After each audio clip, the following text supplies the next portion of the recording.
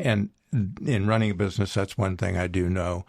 I don't have to so much worry about customers being treated right. If we treat our employees right, they're going to treat customers right. Oh, for sure. It's just an automatic thing. 20 to 30 sub-trades per job. $35,000 a week. We'll be licensed 10 years next year. You've mastered the trade. Now you need to master the business. Welcome to the Build Line. This is episode 6 with Heather and Jerry, and today we have a special guest, Senator Roger Niello. Welcome. Senator Niello is currently a representative in California's 6th State Senate District, which spans Sacramento and Placer County. Been a lifelong resident here in Sacramento, serving as CFO and general manager in your family's auto company for, over 25 years? Did I get that right? 25 years, yeah. That's awesome.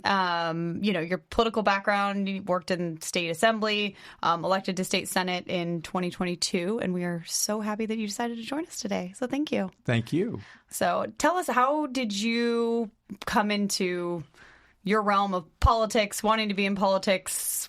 Give us some background on that in your story. Well, you said lifelong resident of Sacramento County. Actually, I didn't move to Sacramento until the ripe old age of 7. I was born in San Francisco, and my grandfather was a Packard dealer in San Francisco. So we say since 1921, that's when he opened up his store. Wow. And my dad, his dad passed away fairly early, and my dad got the Volkswagen franchise here in Sacramento in 1955, and so that's when we moved here. Wow. And spent the rest of my life mostly in Sacramento. I went away for college and worked in public accounting for a few years, but spent 25 years sort of running car dealerships. And in that experience, I became involved in political issues, lobbying on behalf of the automobile industry in Washington, D.C., particularly for free trade issues, where most of our franchises, actually now all of them, are foreign manufacturers. And then also got involved in a lot of local issues through the Metro Chamber of Commerce.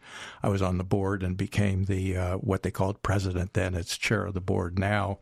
And became very involved in a lot of local public policy issues. Mm-hmm.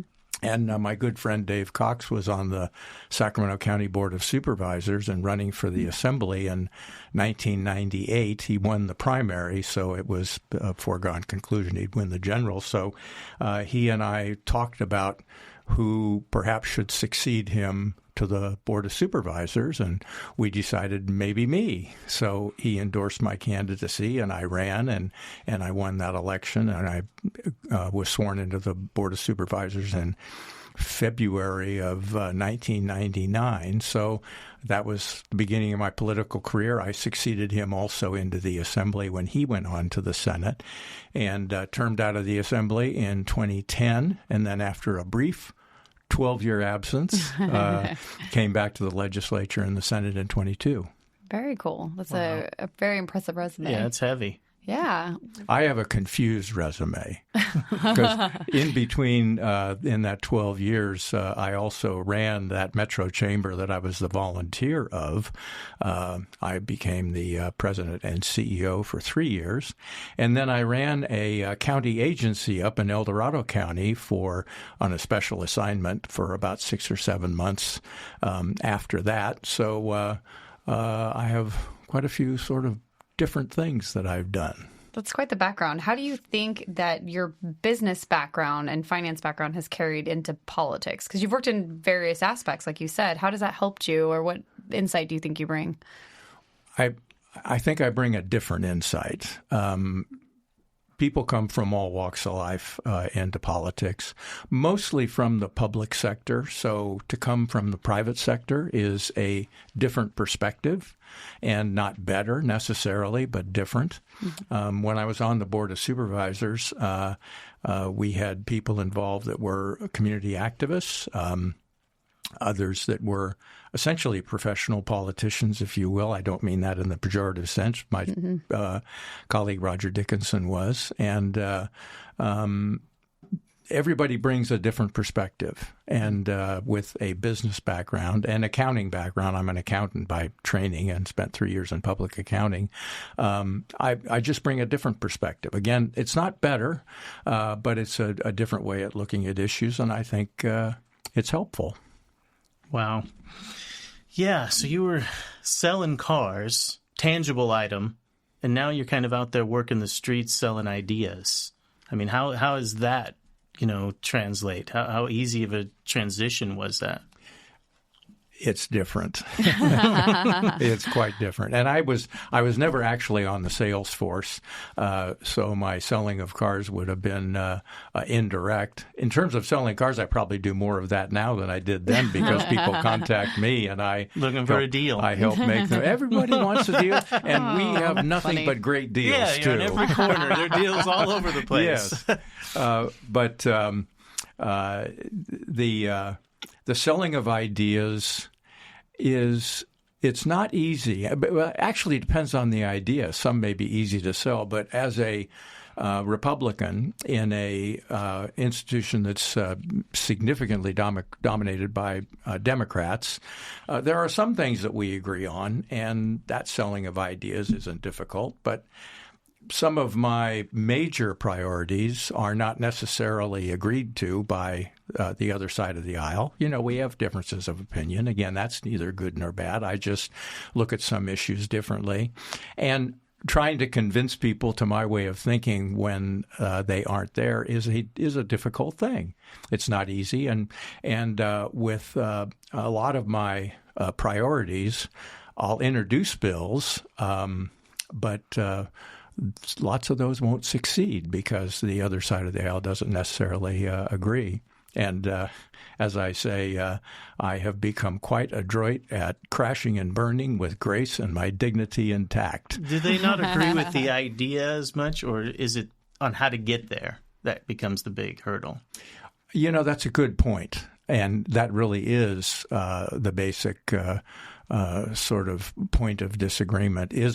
We all sort of aspire to the same thing, strong economic development, a strong economy, help to people who need it, those sorts of things. But we do differ on how to get there, and that is a fundamentally different approach. Yeah.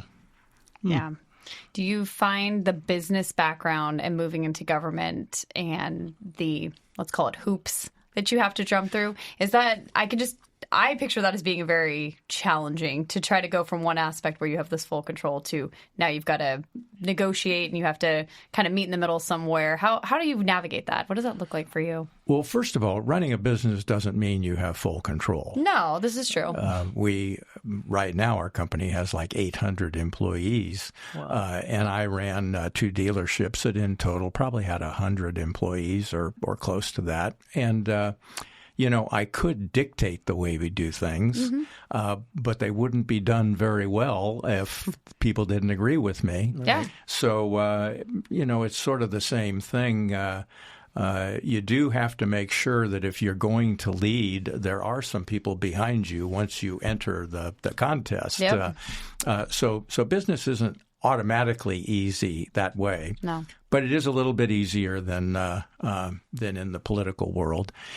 And some people liken a good way of managing government to follow a business model, but government really isn't just like business. Mm-hmm. The ultimate goals and objectives of the organizations are fundamentally different. Mm-hmm. And of course, the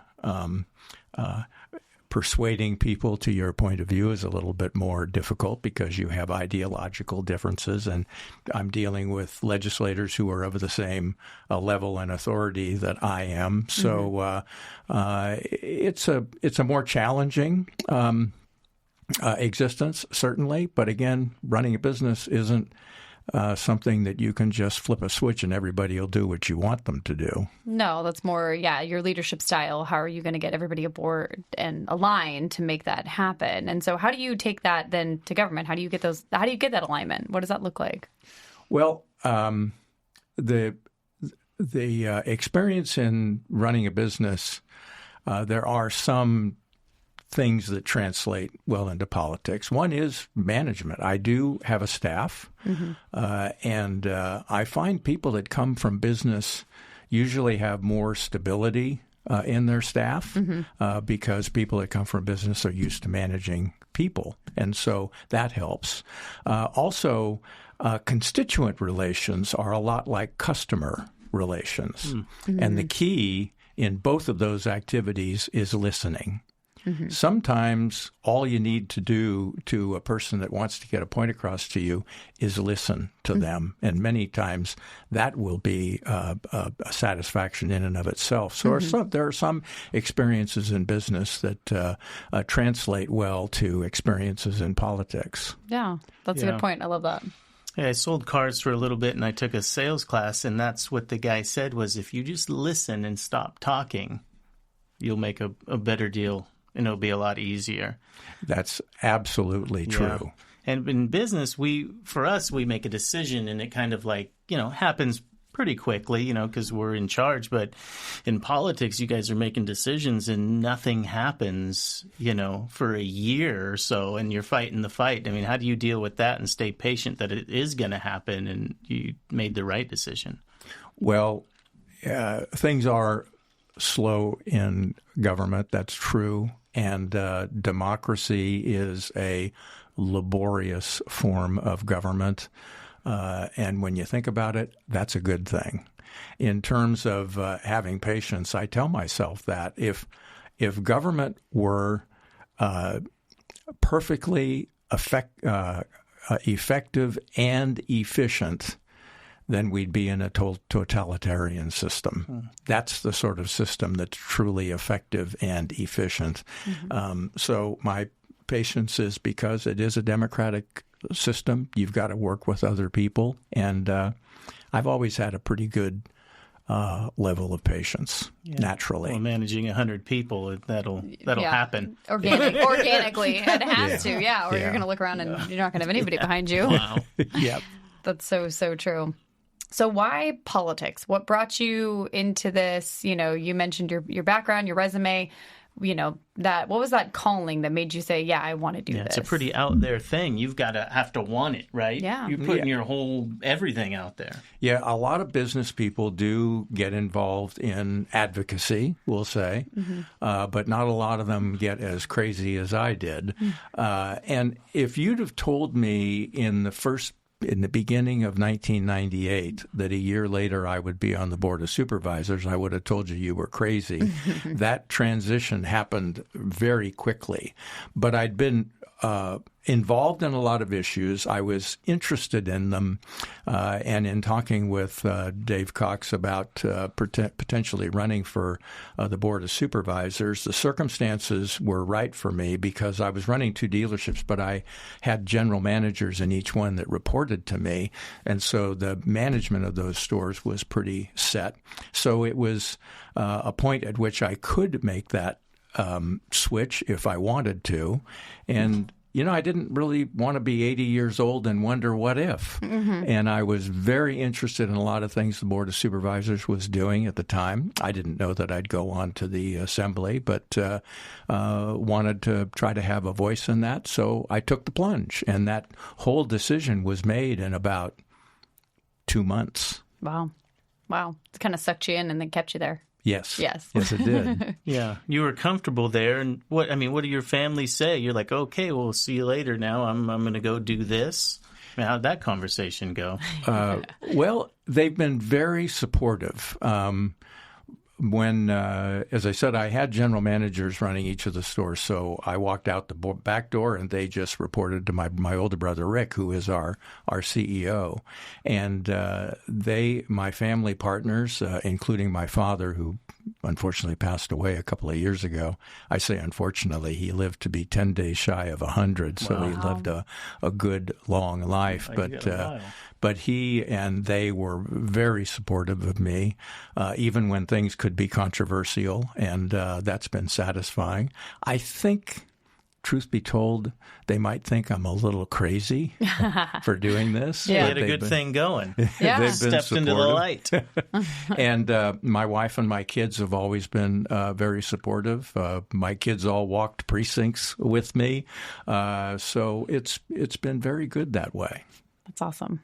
I love that.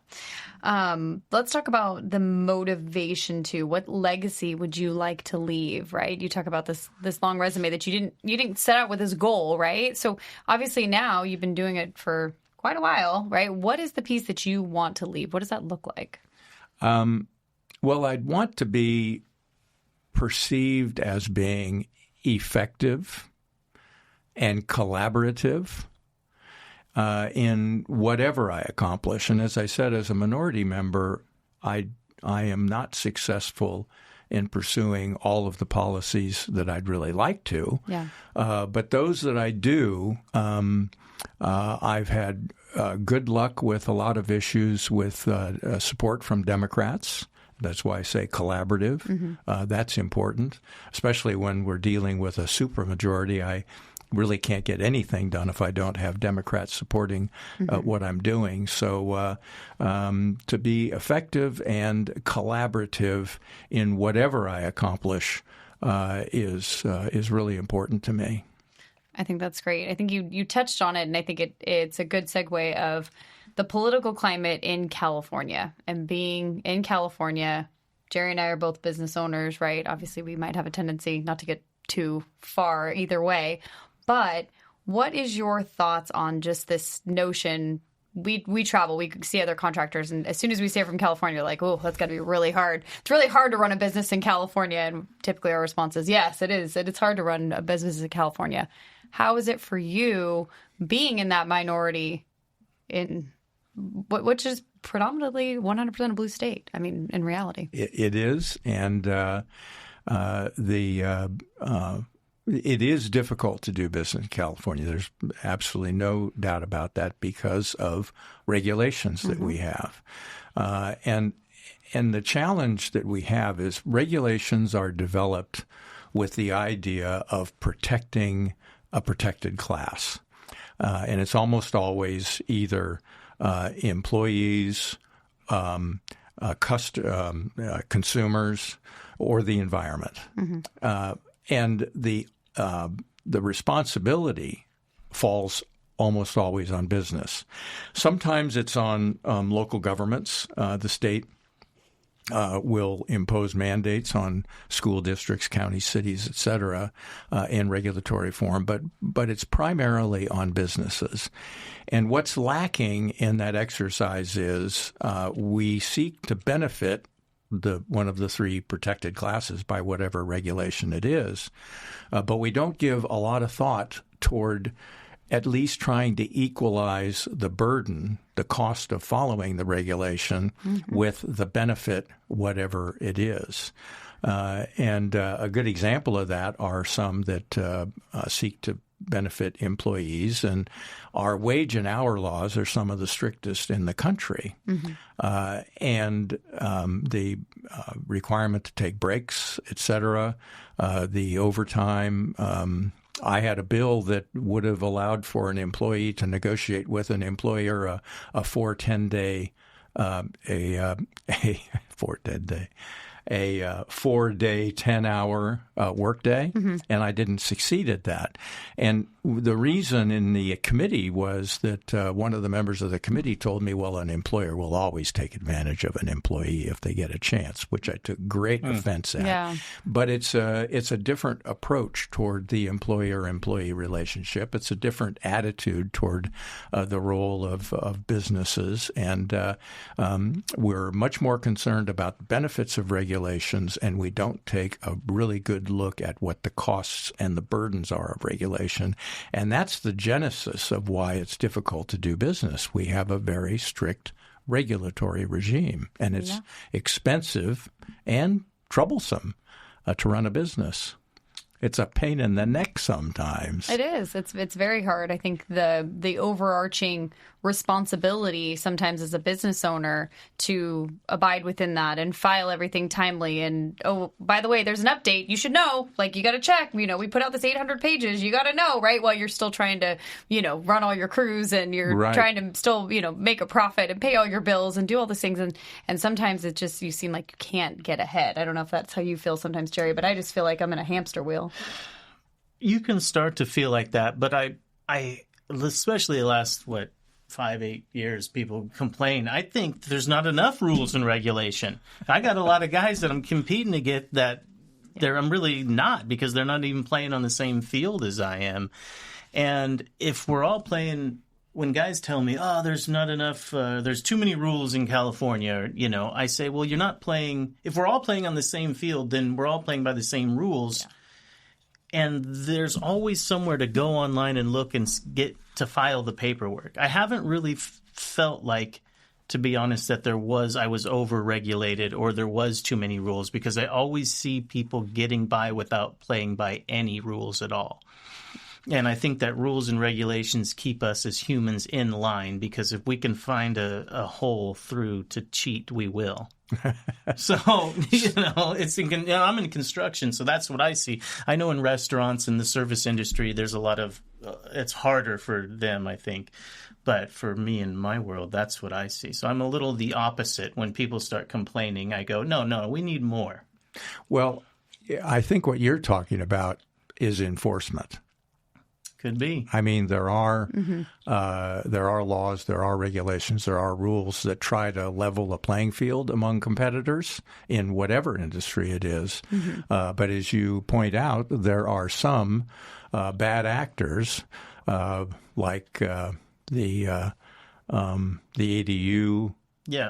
Anchor tiny homes that committed some terrible abuse on consumers, which the Tankersley Construction Company helped a lot out on. I was very impressed Trying with to that. save the name of contractors. What that look like for contractors? It was an insult. I mean, these guys could have had a good thing, and they just screwed it all up by getting greedy and not paying attention and dotting their T's and crossing their T's and dotting their I's. Poorly managed and breaking the law. Yeah. Yes. Yeah. Simple and as to that. Jerry's point, it's a fine line between regulation and, to your point, of protecting homeowners. And so I think for us, it's if we play by all the rules, and these are the rules, and we're playing this game, and there's somebody else who's playing a different game with a different set of rules and doing something else, how much of that is disclosed to the homeowner? But then how much of that are we protecting the homeowner? So if, company B comes in and they're $300,000 lower than us, and they go, well, I'm going to go with this guy. Well, are they really following all the rules? How does the homeowner know that, right? Are they really licensed? Are they really insured? Or do they have workers' comp? Do they have all these pieces and things that we follow the rules and we pay for, right? And that's got to go somewhere. It's my operating cost. So I walk this fine line, to your point, of how do we regulate this, but without over-regulating it, right? And educating the consumer, who might not know that they're hiring somebody that, might not be licensed and or licensed. Yeah. So talk to us a little bit about, you mentioned it, SB 517 that just passed, and, maybe give a little backstory for anybody who's listening, tuning in, doesn't know the backstory on the bill that just passed. Yeah. Well, first of all, the business that treats customers right and follows principles and the law is going to win out eventually. Every time. Yeah, true. Yeah. So I think that's important to keep in mind. The other thing is part of the challenge is making sure that consumers know good consuming principles, if you will. Mm-hmm. A lot of the abuses discovered with the Anchor tiny homes problem were consumers didn't make very wise decisions. Now, we passed two bills in particular. One. The other one is still in process. But my bill, just in talking with Steve Tankersley about this, he felt that if there was a disclosure with regard to subcontractors, that would help, because Anchored Tiny Homes subcontracted a significant amount, if not all of the work, and then didn't pay the subcontractors. It was almost like a Ponzi scheme. They collected money from the customers and didn't pay their subs. So that disclosure helps, but it's not going to be perfect, because a customer is still going to have to know what to do with that information. And I'd say, I would point out, if a deal seems too good to be true, it almost always is. So if there's a huge difference in bids, there's got to be a reason for that. Yeah, good tricksters out there. Yeah, and a customer should ask, why is there that difference? So customer education and sophistication has a lot to do with it also. But I think it is the role of government to try to set up a level playing field so that competitors in the area are on a level playing field, and that customers have the information that they need in order to make wise decisions. And the disclosure of a subcontractor is one of them. The other bill that I think is still in process reclassified accessory dwelling units, ADUs, as regular home improvement, which it was not before. And so it's regulated a little bit differently, and that should help also. What additional regulation does that help in terms of enforcement? And yes. Okay. Yeah. In terms of the procedures that have to be followed by the builder, and regulations that oversee the work. Got it. So inspections, lien releases, those kind of things. Correct. That makes sense. Correct. We talk to homeowners all the time. We have people who come in, they interview us as builders, they interview us as general contractors. We want to see your work. We want to see what you do. And the thing that's always amazing to me, to your point of making smart choices, is this idea that, you know what, I'm okay with leveraging my biggest asset, and I'm going to hire the guy who's not licensed. And I don't know, it blows my mind sometimes that this discussion and the thought is that I'm okay with that. And in turn, it's the big picture, right? So what if that person's not licensed? What does that mean if they burn your house down? Like, what does that mean for now your homeowner's insurance that you're now claiming on because you hired an unlicensed contractor? And to your point, regulation and enforcement. You hired somebody who's not licensed.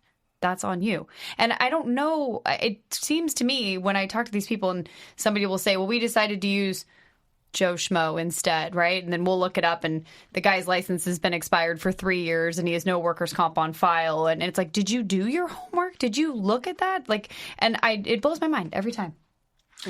I would say to a consumer, a homeowner that is thinking of dealing with an unlicensed contractor because they're less expensive, I would say, okay, that's a reasonable part of your decision, the cost, but do you think that the contractor knows that he or she needs to be licensed? And the answer would have to be yes. Mm-hmm. Either that or they're completely ignorant, in which case you'd have to question other things. Yes.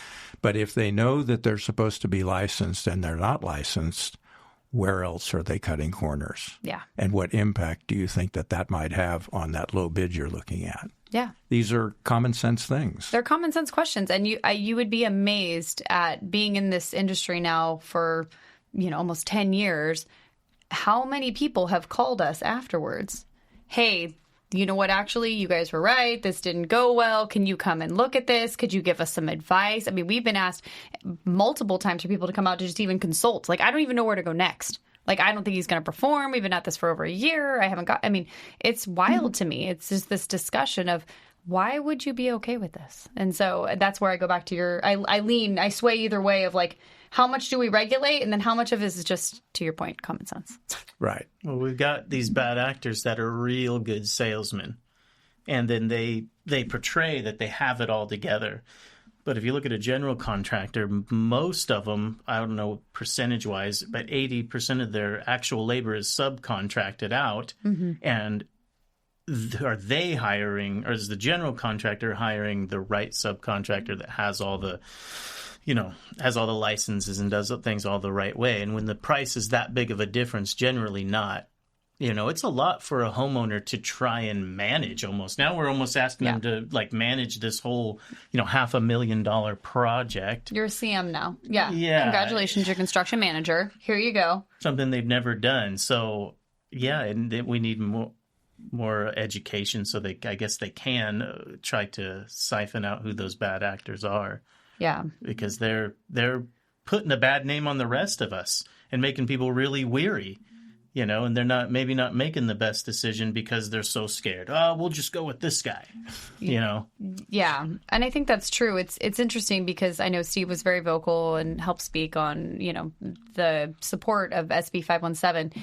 And it was interesting for us because we got a lot of negative feedback on social media back from other contractors. And the discussion is that you're giving away the secret sauce for contractors. Our sub list is our secret sauce, and you're giving that away. And it was interesting in this discussion point, on social media, having back and forth with these other contractors. And it's like, well, you're not giving away the secret sauce if you're doing more than 50%, like, the homeowner should know that, right? They should know that they're actually not hiring you, Mr. Smith.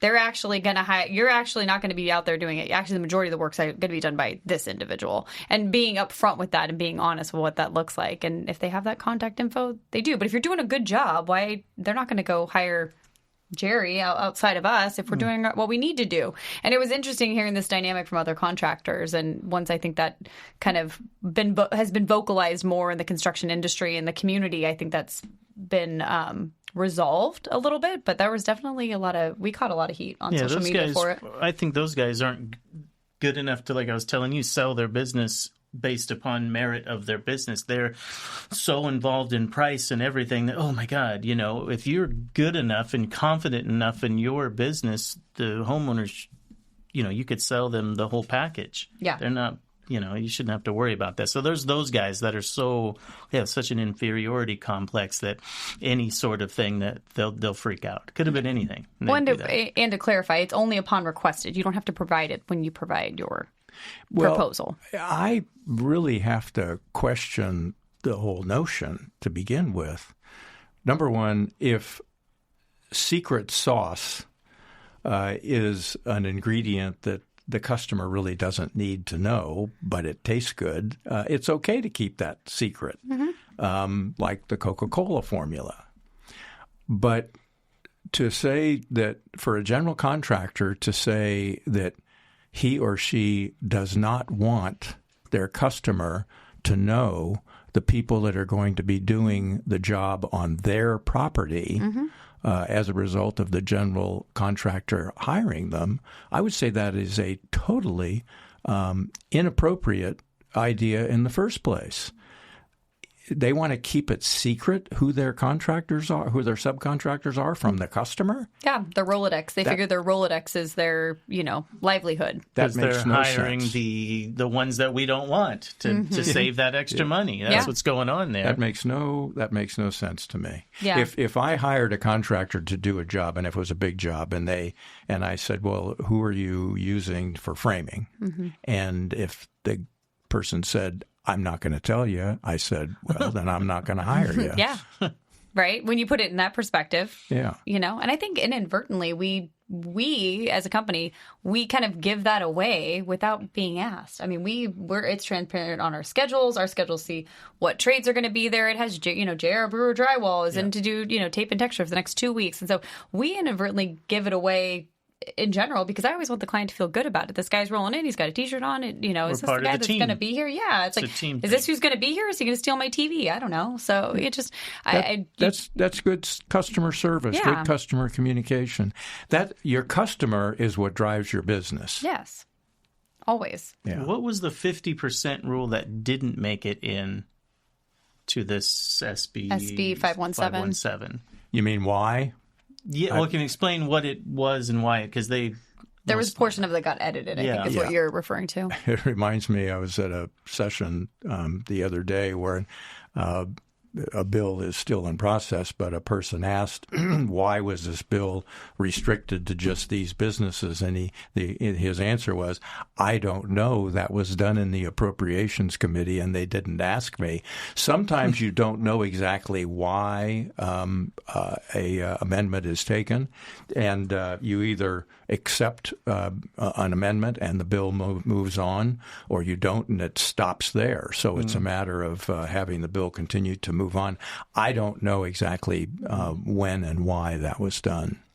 But I think the important thing is it's not so much the percent. It's that if there are subcontractors on the job, the customer needs to know that. And if the customer wants to know who the subcontractors are, the general needs to tell them who those subcontractors are. Again, a lot of the abuses of the Anchor Tiny Homes debacle was because a lot of consumers made some unwise decisions. But that point aside, if this law was in place, it would have allowed consumers, if they so choose, to make better decisions. How do you think CSLB can improve on the enforcement of that? Your standpoint on that, given that they were licensed, how they were operating, how do you see that needs to change, or what do you feel like should change? Well, if that other bill is also passed, which makes ADUs like home improvement laws, that brings it in to the purview of county building and county and city building inspectors. So that would help.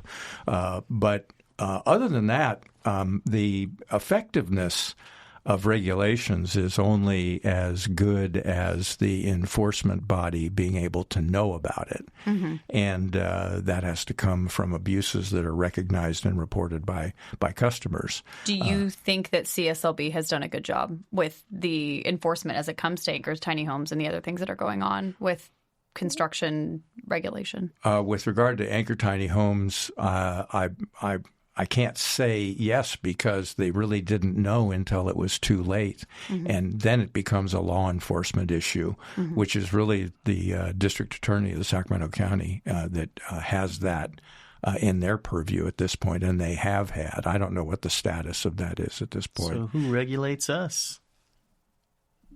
Contractors? Yeah. The CSLB. That's our that's our governing piece that regulates that, right? And I think I'm curious because having been somebody who just this year we got an EDD audit. So full audit, came to the office, had to turn everything over, right? Everything that they wanted and they could ask. And I thought it was interesting from the perspective of being a general contractor, because one of the items that I got asked in our EDD audit is, we need a list of every single subcontractor that you've paid this year. Like, I am a very large general contractor. We want a copy of every single subcontractor that you have used and a copy of all their licenses.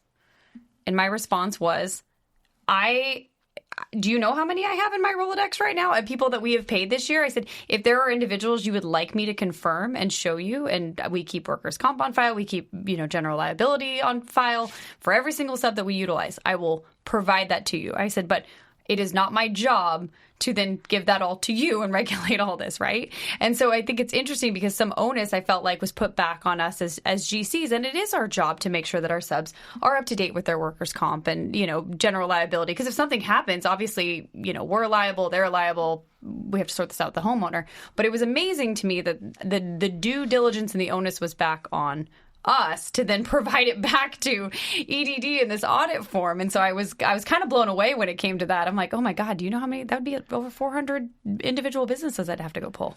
Well, I would imagine they're trying to find out if there are businesses out there that aren't on their radar. Yeah. That's not your responsibility. That's exactly my response, actually.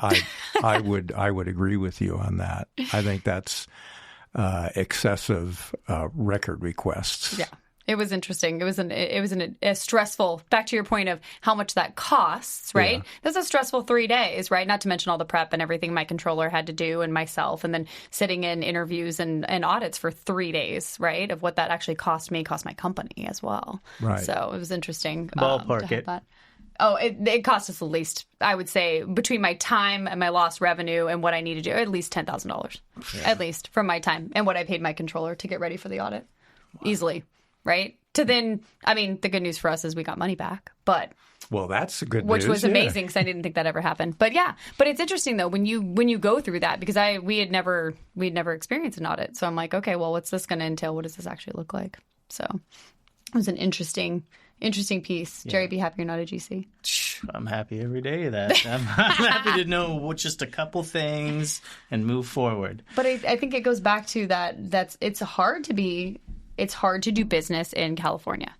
And it's just, again, it's back to that overarching theme I feel like we keep touching on here, right? Pick a license, pick a lane, pick a regulation. It's hard. It's hard to do business here and be successful and be not bitter, I guess maybe it's the right way to do it, right? Hey, I'm just going to pack this up. I'm going to take my whole operation. I'm going to get Jerry, my best drywall guy, to move with me, and we're going to Idaho. Yep. We're out, right? How can California help support businesses more? What does that look like for us? What does that look like for small business owners? Yeah, what can we do? Well, first of all, you can advocate just like anybody else, but you probably don't have time. Yeah. I'll fit that in the morning. That's when a lot of trade organizations come into play, chambers of commerce, contractors organizations, Associated General Contractors is a very effective advocacy outfit. Chambers of Commerce are. The grocers have an organization. There's the Business Roundtable. So those are the entities that can help advocate, help lobby. And probably be a good idea for any contractor to know their local representatives, the assembly representative or senator. I'm thinking that you guys might live in the 6th Senate District, so if that's the case, you're looking at him. But that's one way. But in terms of what the state can do, it gets back to what I talked about before, and I call it an economic development ethic, and that is if government truly has an economic development ethic, knowing that regulations aren't bad. I'm not opposed to regulations, but if you are going to regulate, you need to make sure that the burden on business does not significantly exceed the quantifiable benefit of the regulation to whomever it is that you're trying to protect or help. And we don't do that. We don't have an economic development ethic in California. No, it's an employer. It's not an employee friendly. It's employee friendly state, not an employer, right? It's hard as an employer to sit here and feel like you're empowered for that. It feels like your employees have the power. Yeah, the bad actors have ruined it for us good ones. Yes. Yeah, that happens too. Again, that's largely an issue of enforcement. And if you see that, you can report those things. County building inspection departments, to the CSLB, if it's egregious enough, to the district attorney. Yeah. The enforcement. It sounds like enforcement is what we need a little bit more of. Perhaps. Yeah. I think that's probably the thing that Jerry and I have chatted about, and we've had this discussion internally with that when we get people that decide that they're going to pay somebody cash. They're not going to actually follow the rules. They're not going to actually get a permit, right? And we see plenty of contractors, well, we don't need to do that, and we'll miss out on that because of those things. And we're over here trying to play by those rules. And so I think that's the hardest part for us. And that gets back to smart consumers, too. Yeah. Yeah. Yeah, educating them is the big thing. That's what Steve's been big on that for years now, always trying to educate. And I think that's why he started the Instagram thing was in the beginning. I remember it was a lot of, hey, we need to educate people on what we're really doing and who we are. Yeah, and you do a great job on that I think we both do on our social platforms of educating the consumer of what does that look like in helping inform and make that decision. Because I think the days of I'm going to hire my buddy who does this on the side and works out of his truck, and we don't need to pull a permit. There's too much risk now. There's way too much risk. There's too much risk of somebody getting injured or damaging your home or, what does that actually look like? It's so different, I feel like, than 40, 30 years ago. And prices are so extravagant. Yes. It's not an easy decision now. Yes.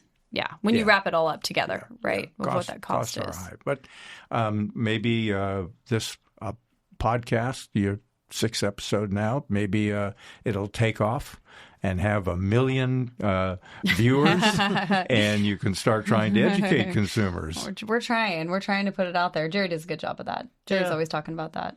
Just want everybody to know what's up, Yeah, the it's community, true. What's good for the community is good for us, and you want to see everybody happy, and you don't want any of these ADU guys ruining the name that we've built and the reputation that we've built over, the decades of doing it, and that's what sucks to see. You work so hard for something in an industry you've spent your whole life doing, and then you get these other guys just coming in and screwing around. But in the end, the people that play right, treat customers right, have a good reputation. That comes with wisdom. These things that you're saying are wisdom. You need years. Yeah, we need more wisdom. Yeah, we don't have the years yet to sleep with that, to have that wisdom right away. It doesn't happen immediately, right? But the things you do will reflect well. As an example, Tankersley Construction helped out a lot of people that were left high and dry by Anchor Tiny Homes. Also doing tremendous work with the Rancho Cordova Food Bank in that project that they have, building the equivalent of a grocery store as a food bank. And I know that Tankersley Construction is doing a lot of great work there, and the executive director is very thankful. Yeah, that's been such a great partnership between a public entity and their needs, and meeting them at a place of, this is what we need, this is where we're at, and we're stuck. I mean, they were already at 50%, I would say, construction documents when we got brought in. And really, in a matter of 6 months, we got them to a full construction set of drawings with an architect we brought on board, all of their permitting documents that they needed in for permitting, a permit issued, and demo ready to go in less than 6 months. And that was a collaborative effort amongst, everybody on the team, engineers, architects, the city of Rancho Cordova, everybody working together, and the executive directors and the owners actually putting forth the smart decisions quickly. How do we move to the next step? We want to keep moving, and we want to make sure that we can secure our funding, and we know what our budget is. And so it's been such a great project to work on. And I think it's such a great example of when you have a buy-in from a city entity and, a nonprofit sector with a very motivated executive director, how quickly that can actually go and how well it can go. Because we designed it within their budget that they wanted to spend on the job. We actually came in almost $1 million under what they had originally thought it was going to cost. But that was also taking into account, how can we construct this a little bit different to save you some money on, these various aspects. And let's redesign this and tweak this a little bit to make that fall within what you want. And so we're very proud of it. We're at drywall right now, and we're getting ready to site grade, and we're targeting a spring turnover to them. So it's been very fun. And you are also named one of the best places to work for businesses your size. We did get that award this year. We're 4 years in the running now. So that's been I always say that's my award I'm the proudest of, because fastest growing business, all these other ones, like, that's great, right? But best places to work, like, those are the people that are showing up to put work in place and come here every day and spend the majority of their time with, myself and your other coworkers more than your family. And so we really try to make sure that this is a place that people want to come to work, but we also take care of our people. So, and in running a business, that's one thing I do know. I don't have to so much worry about customers being treated right. If we treat our employees right, they're going to treat customers right. Oh, for sure. It's just an automatic thing. Yes. Yeah. They, if they feel that they're taken care of, and I think you feel the same way within your business too, Jerry, that if they feel like they're taken care of, they're going to take care of whomever they're serving. 100%. Right? I mean, it's a no-brainer. Yeah. It's a no-brainer. Yeah. I mean, it's just human nature. Yes. Simple as that. And contractors who skimp on things, like don't get a license when they know they should get a license, they're probably not overly concerned about how they treat their employees either. No. One of the things when we started our company, and it was such an important thing for me that I wanted to make sure we had, medical's one thing. I feel like, you obviously you need medical, you need to be able to take care of your family. A 401k and a 401k plan and a plan match was a huge piece to our business. And we had to grow and we had to get there enough that we could get there in size. We could generate a plan. We could offer a plan. We could offer some kind of profit match because we had so many individuals that were 60 plus years old that worked for us that had no retirement plan. They didn't have anything figured out of what they were going to go do. And they're out still swinging a hammer at 65 years old. And I'm looking at them going, what's your long game here? What are you going to do? Because at a certain point, your body's going to say, I don't want to carry any more 2x4s. And so that was a huge piece for us. And so now we have profit sharing, we match. That's a big thing for me and I'm always advocating for anybody that works in our company. I'm like, I'm trying to give you money. Please put into your 401k so I can match you, right? So because I want to take care of you. And that's such a loyalty piece for me because yes, we show up to serve our customers, but I'm always worried about my employees because they're worried, to your point, about the customer. Yeah. Yeah. You don't want to have a 65-year-old employee who has $100 in their savings account. No. And and then I just worry about you and I stay up at night. Correct me if I'm wrong, but didn't California come up with that Cal Savers for this particular instance? They did. I don't think the program is terribly effective, and I also don't think that it's the government's job to provide for the retirement of all of the people beyond Social Security, which the federal government already allows. Good businesses, as Tankersley Construction does, provide the option for their employees for retirement. And people have to be responsible for themselves, too, to take advantage of that. Well, Jerry and I are also from the millennial generation, so we've just written off Social Security because that's not going to be there when we're I just looked it up the other day. I looked it up the other day on there. But you can apply. You're like, how old do I am? I'm not there yet. So, yeah, I mean, and that's coming from our generation. I mean, I think that's a key thing for us. It's like, don't bank on it. All we've ever heard is it's not going to be there. Yeah. Well, I always kind of assumed that too, but for me, it hung on. But it is hanging on. The system needs work, and right now that's not being attended to. And there's a lot of things that aren't being attended to, but we won't go there. Yeah. That's very true. What insight do you have or initiatives you'd like to share or anything else that you've got coming up that you'd like for our audience to know? What are you working on?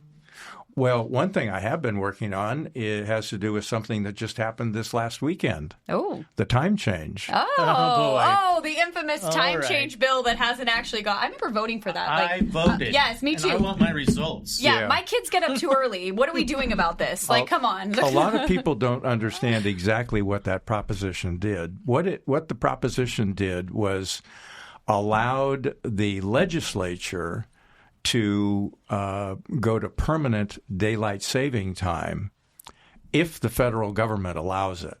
The federal government doesn't allow it. Why is that? I have no idea, but Congress has not come to any agreed upon plan. As I have stated it, and this is probably true in Congress as well as it is true in the legislature here, because I've not been successful yet either, everybody agrees that we have to ditch the switch. It's just that not everybody agrees which switch to ditch, whether to go to permanent daylight saving or permanent standard time. My proposal has been permanent standard time because we can do that. We can't go to permanent daylight saving time. We can go to permanent standard time, number one. Number two, almost the entire medical community and sleep experts say that standard time fits our circadian rhythm better than better than daylight saving does.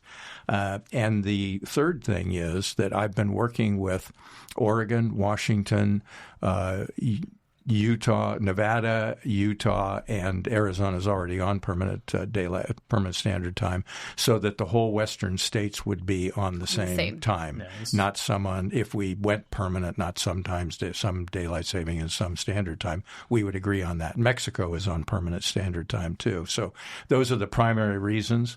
But the reason that we haven't been successful is that old thing that I said before, not everybody agrees which switch to ditch. So and to educate the audience, so when you're saying standard time, you're saying the daylight savings is being recorded November 3rd, so that would be the fall back time, right? Right now we are on standard time. Okay. We were on daylight saving time before. So we would not spring forward, basically, if this went into effect. And the difference is, as you will notice now, it's lighter early in the morning, and it gets darker earlier in the evening. And we've gone to permanent daylight saving time nationally a couple of times, and it hasn't worked. The last time was in the late 70s. It was supposedly an energy-saving move. That has been debunked, long debunked. But the plan in the early 70s was to go to permanent daylight saving time for 3 or 4 years. We abandoned it after 1 year because people didn't like it. And one of the reasons was that the early morning at this time of year was darker, and kids were going to school when it was dark as opposed to when it was light. Now, other people say people are driving home now and it's darker. Yeah. But kids aren't walking home from school then. So it has been unsuccessful to the couple of times that we've tried permanent daylight saving time. So we'll see that about the time we see our Social Security card. Yeah. Social Security check-in. It could be because we just can't agree on which switch to ditch. Yeah, I think for all the moms out there, I'm going to advocate for let's drop that, because my kid's up at 5 a.m. with the time switch. We're gonna suffer for like a whole couple weeks now. So I would appreciate that. Yeah. So whatever you can do. Yeah, we're working on it. I've worked continually to try to get the responsibility for title and summary statements on propositions to be transferred from the Attorney General to the ledge analyst, because the Attorney General usually has a dog in the fight. Like Proposition 47 of 2015, which was the proposition that decriminalized a lot of crimes and was supposed to be criminal justice reform, but resulted in a lot of unintended consequences that a year ago, Proposition 36 was on the ballot to reform. That original proposition was called the Safe Neighborhoods and Schools Act, because Kamala Harris was Attorney General and she wanted it to pass. And there are lots of other examples of that, whereas the legislative analyst is the impartial analyst for the legislature, and they truly are. And they write the detailed analyses for all propositions. So to just tag on a summary statement would be no additional work for them. But I have not succeeded at that because the Attorney General is a member of the majority party, has been for the last 25 years, and probably will be in the foreseeable future. So Democratic leadership does not want to give that up, even though a lot of Democrats agree with me, because the bill 2 times since I've been back has passed out of the Senate Elections Committee, either unanimously or virtually unanimously.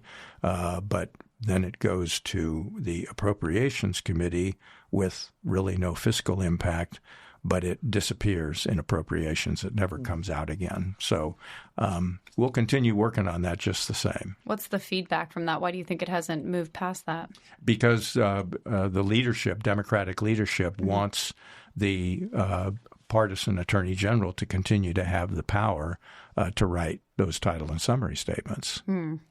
Yeah. So just You'd be surprised how many people vote on a proposition just based upon that title and summary statement, without reading anything else. Without anything else beyond it. I have not wanted to believe that, but I found out in talking to people that it indeed happens more than I would care to admit. Yeah. So making that non-biased would be It needs to be as impartial as possible, and lots of times it's not. That's interesting. So more committees. More everything. Yeah. I think more the transparency piece behind it, it sounds like, is the goal overall, without shedding or casting a certain direction either way, to try to make that from a viewpoint that's, to your point, unbiased. Correct. Yeah. I think that's good. What else? We have some lightning round questions here. Jerry, we're going to let you roll with it. Hey, now hold on. We in government, we don't move fast. Oh, okay. How about one question? It's a good one, though. Should be an easy one. Throw as many at me as you want. I guess if you had to pick one, what would be your car to go for in the Niello lineup? Ooh. People ask me that. And, we have 10 dealerships, 8 different franchises, roughly. That would be like you. I have 5 kids and 6 grandkids. And that would be like you asking me, tell me who your favorite kid is, or tell me who your favorite grandkid is. I won't answer that question. The closest I will come to it is I prefer driving sports sedans. Typical politician answer. Yeah, this is true. That's what that was. I know. Ooh, that hurts. Ouch. Well, we're going to go inventory the parking lot, actually, and see what you drive. That people in Sacramento will take your license plate frame and put it on their car, even if they did not buy one from Niello. That's how prestigious the name is. Well, that's really nice to hear. So they'll take cars for less and throw it away and steal somebody else's Niello and put it on there. My brothers have come across Niello license plate frames for sale on eBay. Yeah. And the more valuable ones are license plate frames that say Lasher Niello, because when we first came to Sacramento, my dad and Wes Lasher were partners in that first Volkswagen dealership. They eventually split off for opportunity reasons. They were still great friends. But that absolutely shocked me that they would be for sale on eBay. I love that. I love that. So we play a little game here at the very end. So I do need you to get out your phone.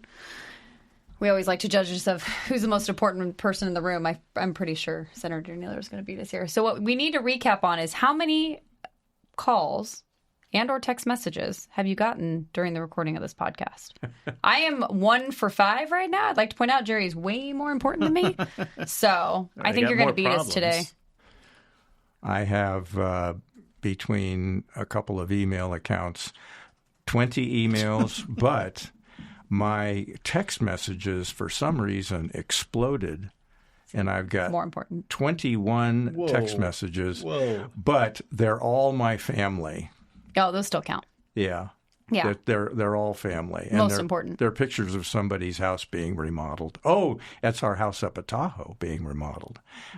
So that blew up. But the house didn't blow up. Text messages blew up. So, but 20 email messages. 20 email. What do you got, I Jerry? got 7. Between the two. I have a practice update for my kids, so I'm definitely the loser today. So yeah, I'm pretty sure Senator Niello here has beat us. I'm now 1 for bound to happen. I'm 1 for 6. So still, well, it has been a pleasure having you on, chatting about all of our gripes and concerns in the construction industry. But I think the big overarching theme of what's going on in California, what's going on being a business owner in California, what we're putting in place, how we're making that happen. And just, I think overall, just our feedback that we get to give you direct, I always appreciate that. And you're always open. And I know Steve's had the pleasure of getting to come to your office and make those introductions and those chats. So I do appreciate you coming on today. I really appreciated his support for that bill, too. That helped quite a bit. Yeah. Yeah. Nice to know you're out there fighting for us. So thanks. We're working on it. And anytime you see me doing something that you might take exception to, don't hesitate to tell me. I love that. Thank you so much. Yeah. Thank you. Thanks.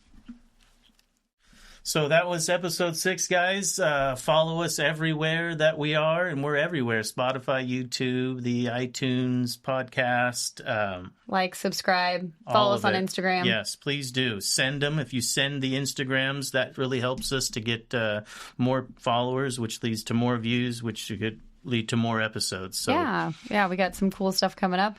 We got some other exciting, few more guests, a few more Jerry and Heather debates here coming up. So yeah, we got some good ones. Lots of content coming up.